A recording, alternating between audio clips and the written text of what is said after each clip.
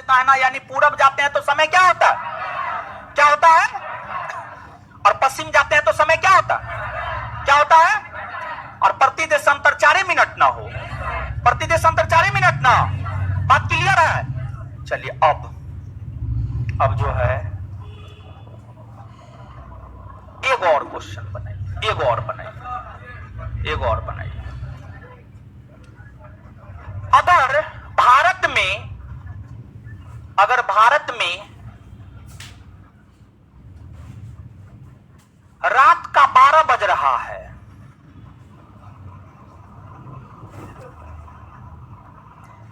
अगर भारत में रात का 12 बज रहा है तो उसी समय, अगर भारत में रात का 12 बज रहा है तो उसी समय किस स्थान पर, उसी समय किस स्थान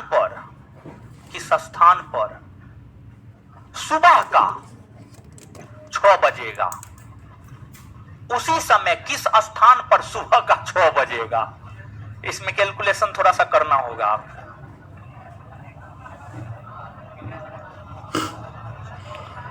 अगर इंडिया में भारत में रात का 12 बज रहा है तो उसी समय किस स्थान पर सुबह का 6 बजेगा।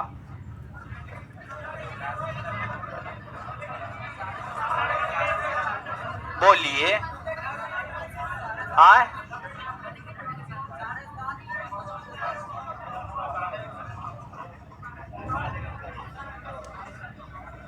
निकालिए। ये भी क्वेश्चन किसी परीक्षा का पूछा हुआ है। कितना होगा? क्या बोल रहा है? 172 डिग्री पूरब, 172 डिग्री पूरब। कुछ को निकला है, कुछ को नहीं निकला। जिसको निकला है ठीक है, जिसको नहीं निकला है सुनिएगा। देखिए, ध्यान दीजिएगा। क्वेश्चन क्या कह रहा है जानते हैं?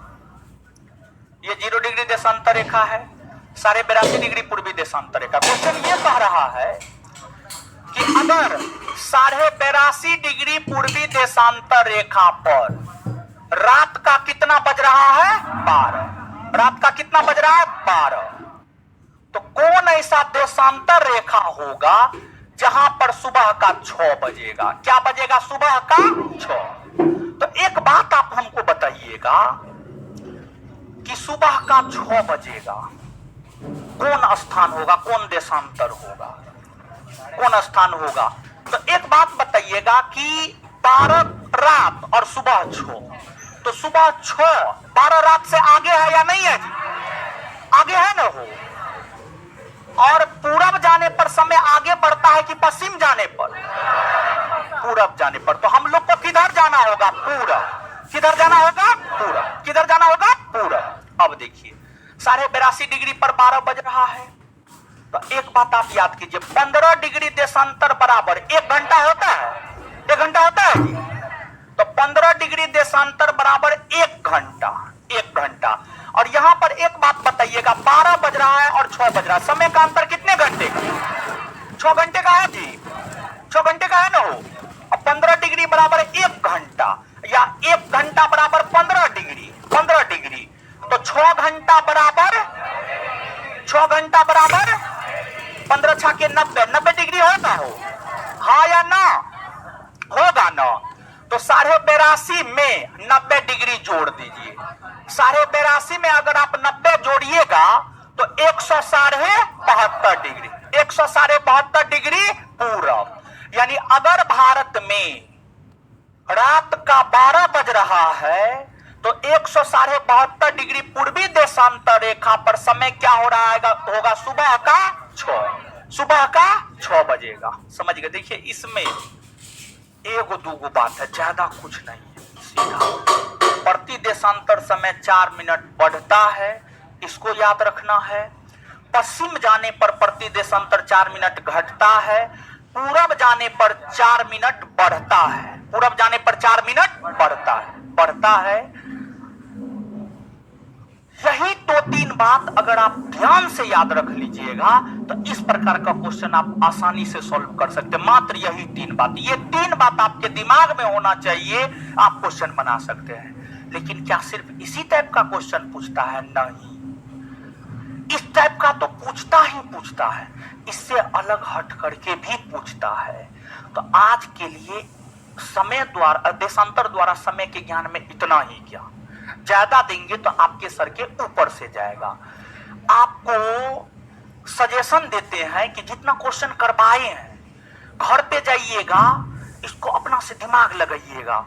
जो आंसर नहीं दे पा रहे थे, मैक्सिमम लोग आंसर दे पा रहे, तो जो आंसर नहीं दे पा रहे तो वो थोड़ा सा घर पे जाकर के क्या कीजिएगा, थोड़ा सा सोचिएगा। तो थोड़ा सा जो सोचिएगा ना, तो उस सोच में ये सब चीज जो है ना आप अपने दिमाग में रखिएगा।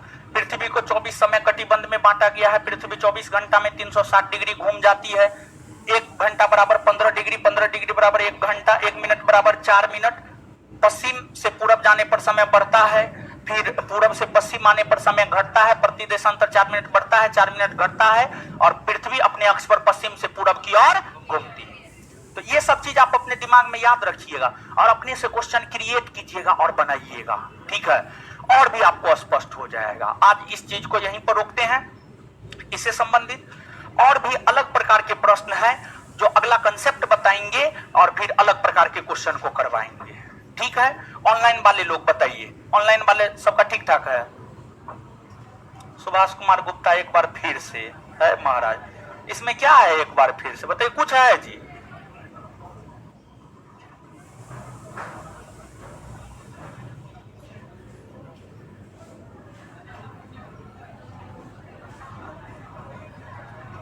विराट जी क्या दिक्कत है, क्या दिक्कत है आपको? ऑनलाइन वाले पे ध्यान दो, क्या ध्यान दे बताइए, क्या दिक्कत है बताइए।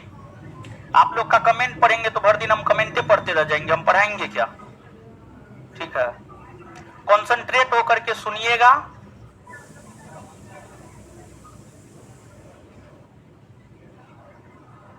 सब चीज समझ में आएगा। कॉन्सेंट्रेट होकर के नहीं सुनिएगा तो कुछ भी समझ में नहीं आएगा। सब क्लियर है बताइए? सब लड़का बोल रहा है। विराट जी आपको क्या दिक्कत है? चलिए, सब कितना तो बोल रहा है, सब बढ़िया है। रूपम कुमारी क्या नहीं समझे? एकदम दिमागे कम है आपको तो आप क्या समझिएगा?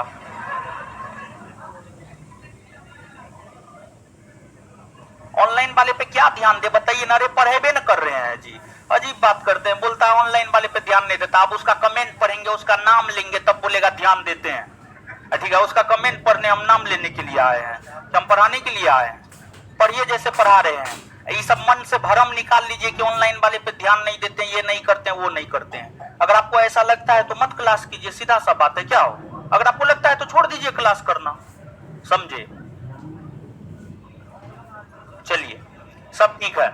अगर नहीं समझ में आया है, वीडियो एप्लीकेशन पर पड़ा हुआ रहेगा, फ्री ही चल रहा है अभी, और फ्री वाले भी जो अभी देख रहे हैं वो भी ऐसा लगता है तो मत क्लास कीजिए, सीधा सा बात है। क्या हो, अगर आपको लगता है तो छोड़ दीजिए क्लास करना, समझे?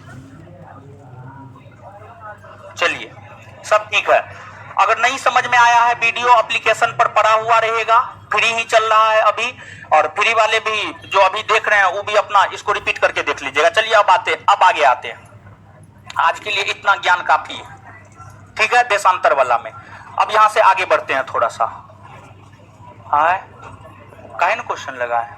अच्छा रुकिए, अभी पढ़ाएंगे थोड़ा देर बाद, तब क्वेश्चन लगे। क्वेश्चन लगा देना चाहिए, क्वेश्चन डेली करवाते हैं अजीब वाले जी।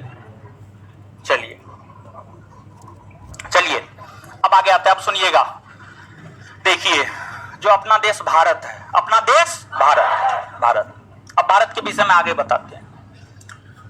अगर हम क्षेत्रफल के आधार पर देखें, एरिया के आधार पर देखें, तो एरिया के आधार पर जो अपना देश भारत है पूरे विश्व में 7वां स्थान रखता है। कौन सा स्थान? 7वां। एरिया के अकॉर्डिंग अपना देश भारत पूरे विश्व में 7वां स्थान रखता है। भारत का क्षेत्रफल 32,87,263 वर्ग किलोमीटर, 263 वर्ग किलोमीटर।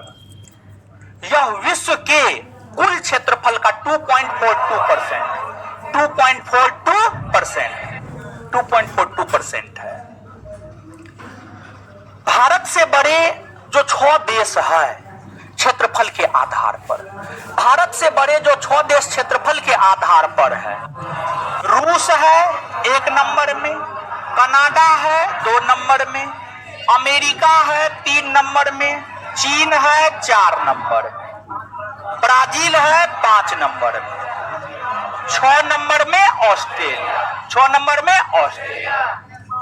तो भारत से बड़े 6 देश यही है, रूस, कनाडा, अमेरिका, चीन, ब्राजील, ऑस्ट्रेलिया। ब्राजील, ऑस्ट्रेलिया क्षेत्रफल के आधार पर यही 6 देश जो है भारत से बड़े हैं।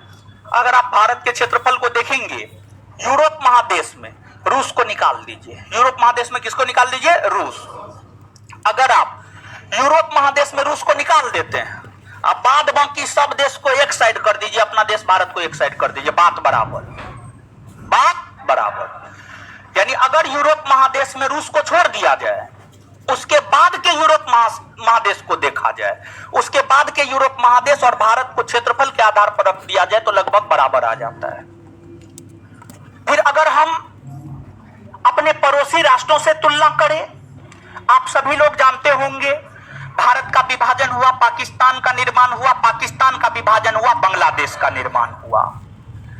भारत का जब विभाजन हुआ तो पाकिस्तान का निर्माण हुआ, और जब पाकिस्तान का विभाजन हुआ तो बांग्लादेश का निर्माण हुआ।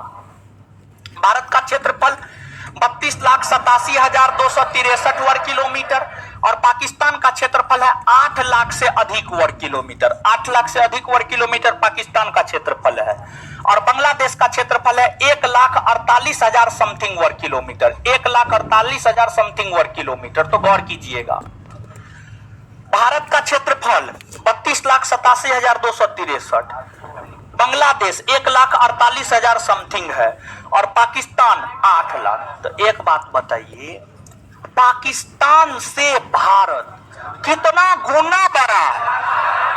कितना गुना? 4 गुना। कितना गुना बड़ा है? 4। अब बांग्लादेश से भारत कितना गुना बड़ा है? तो बांग्लादेश से भारत कितना गुना बड़ा है, इसके लिए आपको 32,87,263 वर्ग किलोमीटर में 1,48,000 से भागा देना होगा, और जब आप भागा दीजिएगा ना तो 21 पॉइंट समथिंग यानी 22 के आसपास आएगा। कितना के आसपास? 22। कितना के आसपास? 22। जोड़ घटाओ गुना भागाता है ना जी, तो भागा ही ना देना होगा जी। तो बांग्लादेश से भारत कितना गुना बड़ा है? 22 गुना। कितना गुना? 22। तो भारत जो है बांग्लादेश से कितना गुना बड़ा है? 22 गुना, और पाकिस्तान से 4 गुना। पाकिस्तान से 4। बताइए, पाकिस्तान से 4 गुना बड़ा है। फिर भी बताइए, पाकिस्तान आंख दिखाता है? आंख दिखाता है ना जी, कभियो कांड कर देता है, कांड कर बैठता है ना पाकिस्तान। पाकिस्तान अपना नापाक हरकत जो है ना छोड़वे नहीं करता है, समझे? तो उसको आदत बना हुआ है कि कुछ ना कुछ करते रहना है, भारत को उकसाते रहना है, समझे? तो ऐसा नहीं होना चाहिए। चलिए, तो ये चीज है, ये तो क्षेत्रफल की बात हो गई। अब आइए, अब आगे सुनिए। वही अगर हम जनसंख्या की बात करें तो जनसंख्या में हम लोग दूसरे स्थान पर है। कितने स्थान पे? दूसरे। कितने स्थान पे? हाँ, है चीन नहीं, नोट में भी दिया हुआ है चीन तीसरा स्थान पे। हाँ ठीक है, देखिए ध्यान दीजिएगा, सुनिए बताते हैं, सुनिए बताते हैं, हल्ला नहीं कीजिए। देखिए, अलास्का है, क्या है? अलास्का। अलास्का पहले रूस का भूभाग हुआ करता था। अमेरिका ने अलास्का को खरीद लिया। अमेरिका ने अलास्का को क्या कर लिया? खरीद लिया। अब आपके पिताजी के पास 5 बीघा भूमि है, आप नौकरी उकरी किए, 2 बीघा भूमि और खरीद लिए, तो आपके क्षेत्रफल में इजाफा होगा कि नहीं होगा? तो अमेरिका का ही क्षेत्रफल है, लेकिन अलास्का को जो है अमेरिका खरीद लिया, और जब खरीद लिया तो अब अलास्का के ऊपर भी अमेरिका का अधिकार हो गया, तो अमेरिका का क्षेत्रफल बढ़ गया।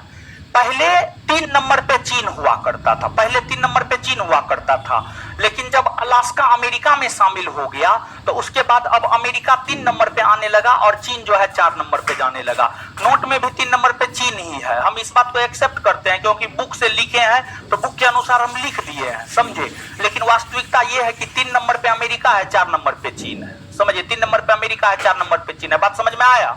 ये चीज है।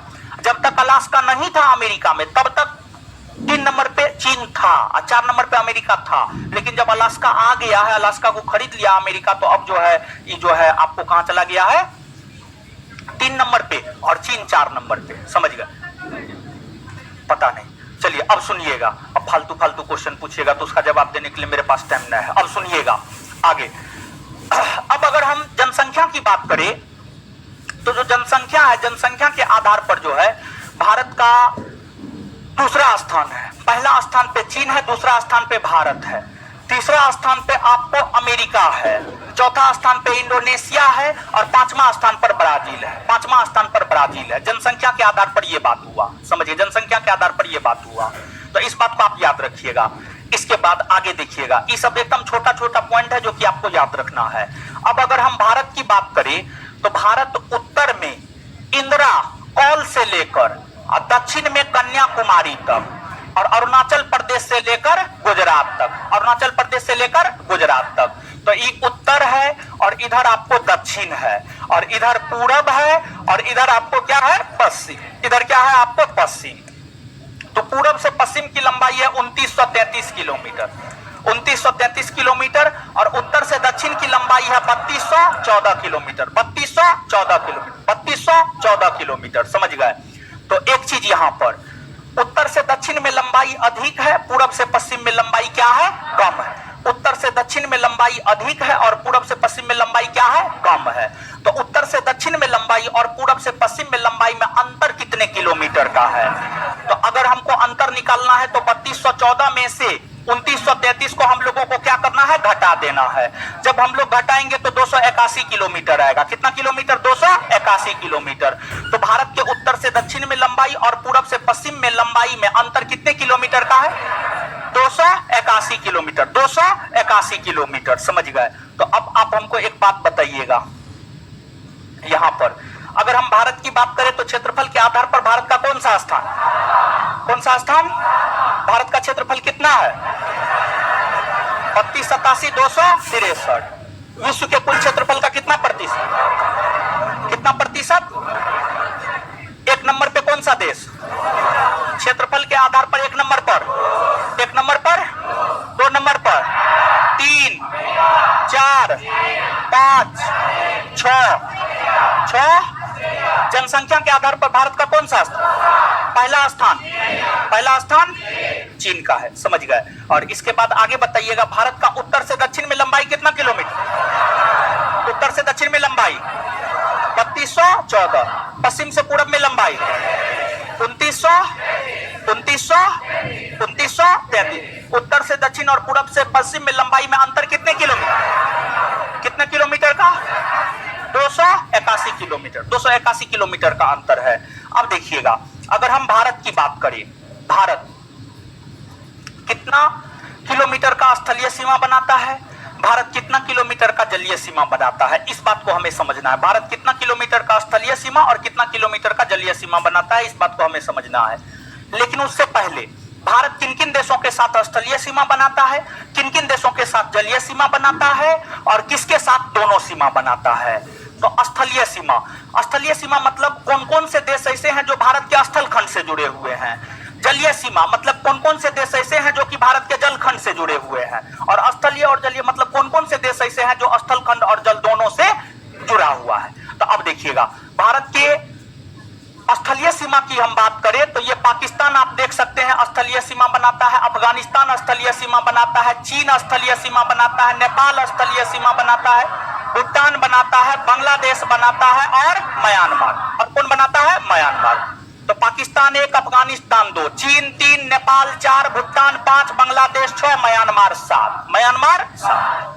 यही 7 देश ऐसे हैं जो भारत के साथ स्थलीय सीमा बनाती है, यही 7 देश ऐसे हैं जो भारत के साथ स्थलीय सीमा बनाती है। तो कुल कितने देश हैं जो भारत के साथ स्थलीय सीमा? कितने देश? कितने देश? पहला, पहला, दूसरा, तीसरा, चौथा, पांचवा, छठा, सातवां।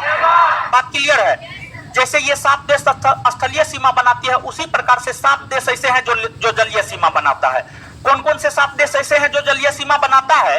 तो अब देखिएगा, यहां पर श्रीलंका जलीय सीमा बनाता है, इधर मालदीव है, मालदीव जलीय सीमा बनाता है, फिर इधर जो है आपको इंडोनेशिया है, थाईलैंड है, समझ गए। इंडोनेशिया थाईलैंड भी भारत के साथ जलीय सीमा बनाता है। और इसके अलावा अगर आप देखेंगे तो म्यांमार जलीय सीमा बनाता है, बांग्लादेश जलीय सीमा बनाता है और पाकिस्तान जलीय सीमा बनाता है। यानी विश्व मानचित्र पर आएंगे तो ज्यादा बेटर आपको समझ में आएगा, ठीक है। तो देखिए ध्यान दीजिएगा, अगर हम जलीय सीमा की बात करें तो ये अपना देश भारत है। ये अपना देश क्या है? भारत।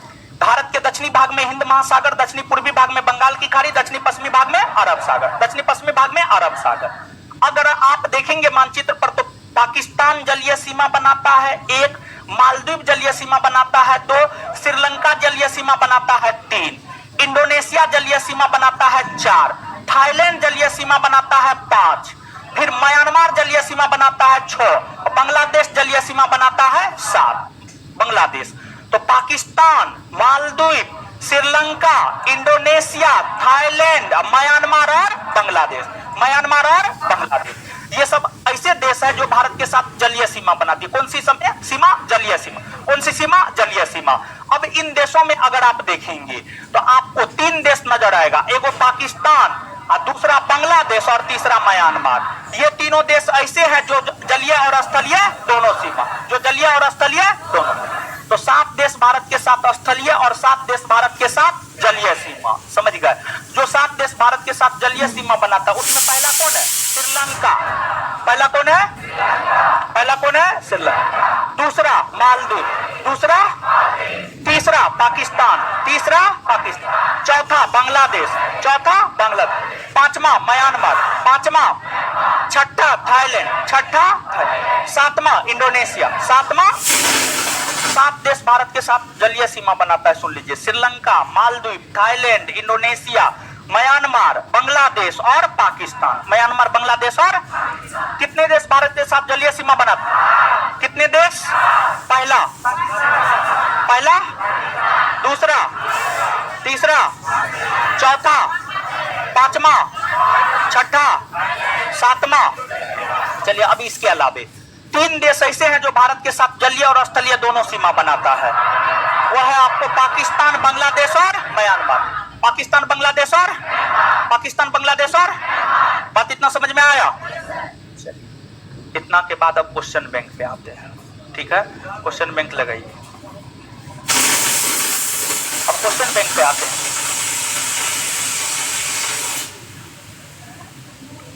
अरे कुंदन कुमार जी, आप लगता है हमको पर डे क्लास ही नहीं करते हैं। अभी जो क्लास चल रहा है, अभी क्लास सिर्फ और सिर्फ 3 दिन चल रहा है।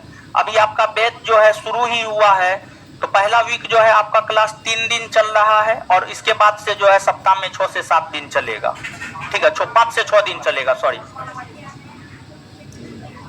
जब ऑफलाइन क्लास होता है कुंदन कुमार, हमेशा ऑनलाइन भी होता है। ऑफलाइन ऑनलाइन दोनों साथे में होता है। फिलहाल क्लास चल रहा है मंगलवार, बृहस्पतिवार, शनिवार।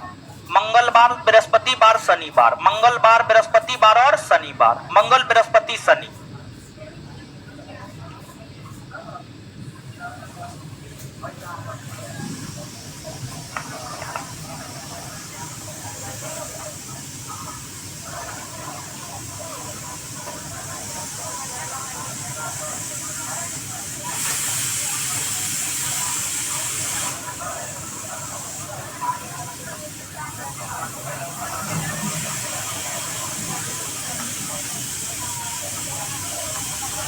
सात से 9 अगर करते हैं तो हमको लगता है 1-2 माह बाद खत्म होगा, 1 माह के बाद ही खत्म होगा।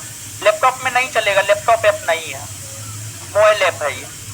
हो गया 1500 लोग लगाइए, ज्यादा थोड़े करवा पाएंगे। छोड़ दीजिए, हटिए हटिए हटिए, हो गया। चलिए आइए अब क्वेश्चन बैंक पे। क्वेश्चन बैंक लेके आए हैं आप लोग? लेके आए हैं ना? करते उड़ते हैं ना? एक आध गो क्वेश्चन पूछे। हाँ, एगो बात बताइएगा, कोई भी राजनीतिक पार्टी अगर लोकसभा की कुल सीट का 2% सीट कितने राज्यों से प्राप्त करेगी? कितने राज्य? चलिए ठीक है, बहुत बढ़िया। इसके बाद आगे बताइएगा, आगे बताइएगा आपको कौन ऐसी नदियां हैं जो विश्व के सबसे बड़े डेल्टे का निर्माण करती है? गंगा और गंगा और विश्व का सबसे बड़ा डेल्टा कौन है? सबसे प्राचीन शास्त्रीय नृत्य कौन है? भारतनाट्यम। कहां का है ये? तमिलनाडु। आगे 100 नंबर तक क्वेश्चन करवा दिए थे। 7 नंबर पे आइएगा। निम्नलिखित में से किस क्षेत्र में भारत में प्रथम सहकारी आंदोलन का आरंभ हुआ है? भारत में सहकारी आंदोलन का प्रारंभ जो है सर्वप्रथम कृषि ऋण के तौर पर हुआ। कृषि क्षेत्र में कृषि ऋण के तौर पर हुआ है। और कृषि ऋण के तौर पर जो सहकारी आंदोलन की शुरुआत भारत में हुई है आपको 1904 ईस्वी में हुई है। और 1904 ईस्वी में एक अंग्रेज अधिकारी हुआ करते थे निकलसन के द्वारा ही कृषि के क्षेत्र में प्रथम सहकारी आंदोलन की शुरुआत की गई थी। और इस समय जो भारत के वायसराय हुआ करते थे उनका नाम था लॉर्ड कर्जन। इस समय भारत के वायसराय कौन हुआ करते थे? Lord Curzon. कर्जन का जो शासन काल है वह है 1899 से 1905। 1899 से 1905 अर्थात इसका सही उत्तर क्या हो जाएगा? कृषि ऋण। आगे लिख लीजिए, लिखिएगा। भारत में सहकारी आंदोलन का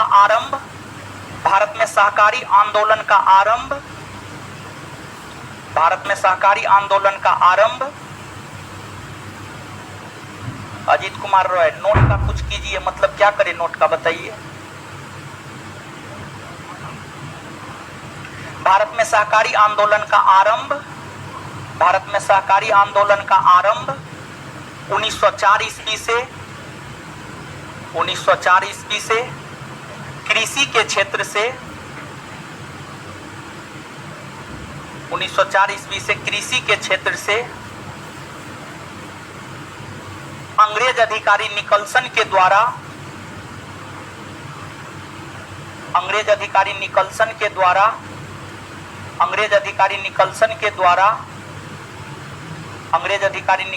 द्वारा किया गया है।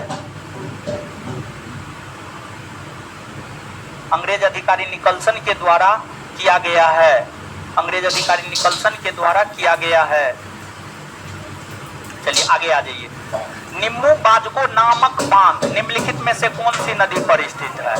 देखिए जो निम्बू बाजगो बांध है इस सिंधु नदी पर है। कौन नदी पर? सिंधु नदी पर। देखिए बांध से संबंधित क्वेश्चन पूछ रहा है, मतलब जितने भी महत्वपूर्ण बांध है उस बांध को हमें याद रख लेना है। समझ गए? जैसे कि आपको पंचायत बांध कौन नदी पर है, सरदार सरोवर बांध कौन नदी पर है, समझ गए?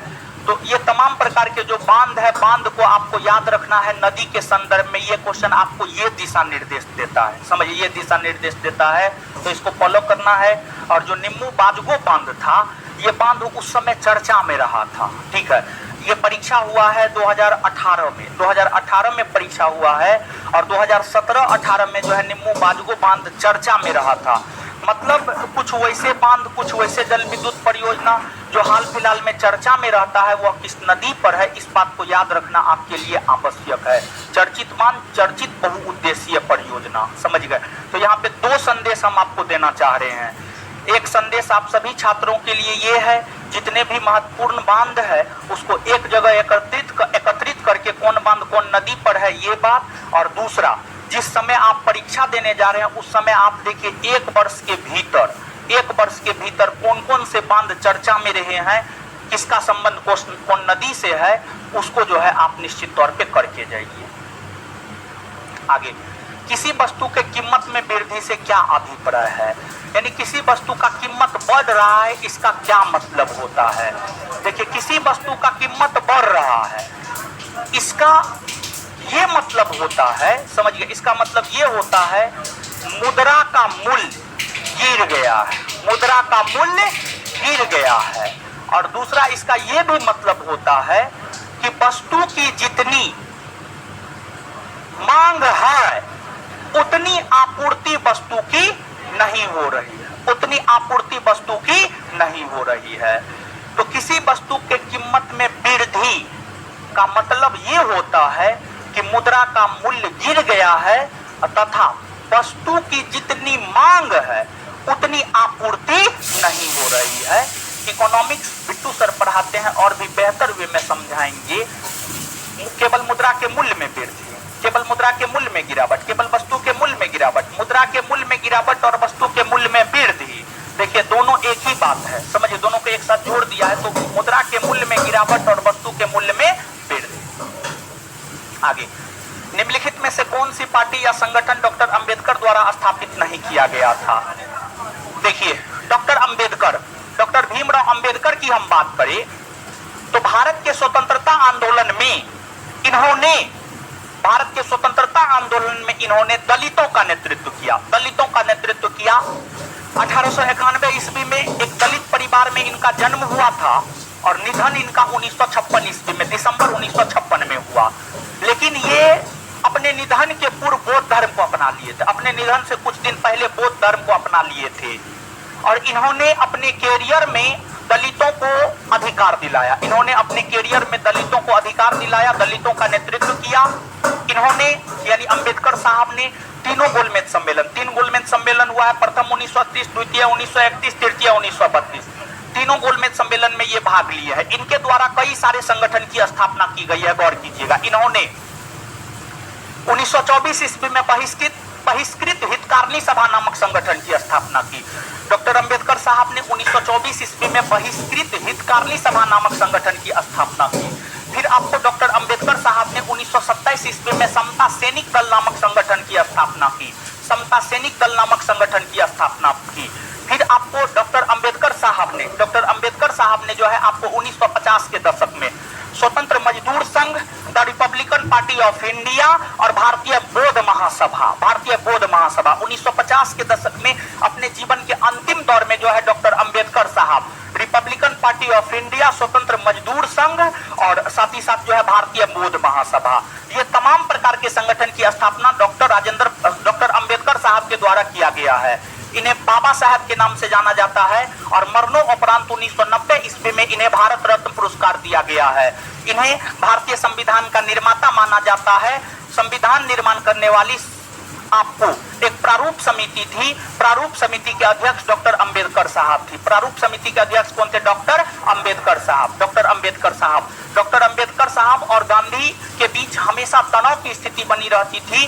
डॉक्टर अंबेडकर साहब ने गांधी जी के द्वारा शुरू किए गए भारत छोड़ो आंदोलन का समर्थन नहीं किया था। भारत छोड़ो आंदोलन का डॉक्टर अंबेडकर साहब ने विरोध किया था और डॉक्टर अंबेडकर साहब ने भारत छोड़ो आंदोलन का विरोध करते हुए यहां तक कह डाला कि जब दुश्मन हमारे देश के सीमा पर हो उस समय राज्य की प्रशासनिक व्यवस्था को खराब करना ये अपने आप में सही चीज नहीं है।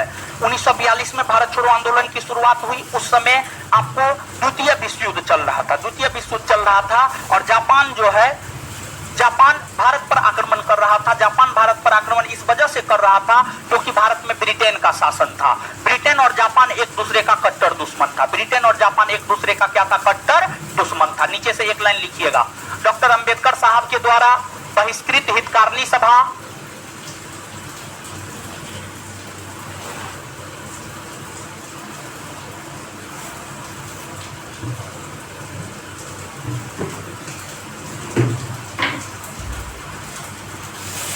डॉक्टर अंबेडकर साहब द्वारा बहिष्कृत हितकारिणी सभा, डॉक्टर अंबेडकर साहब द्वारा बहिष्कृत हितकारिणी सभा, समता सैनिक दल, स्वतंत्र मजदूर संघ, स्वतंत्र मजदूर संघ, स्वतंत्र मजदूर संघ, स्वतंत्र मजदूर संघ, स्वतंत्र मजदूर संघ, स्वतंत्र मजदूर संघ, भारतीय Bauddh Mahasabha, Bharatiya Bauddh Mahasabha, Bharatiya Bauddh Mahasabha, Bharatiya Bauddh Mahasabha,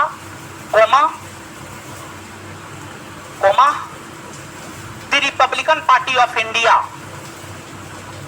the Republican Party of India, the Republican, हाँ या द रिपब्लिकन, ठीक है लिखिए, the Republican Party of India, the Republican Party of India इत्यादि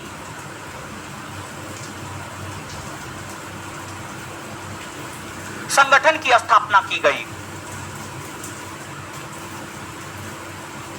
इत्यादि संगठन की स्थापना की गई।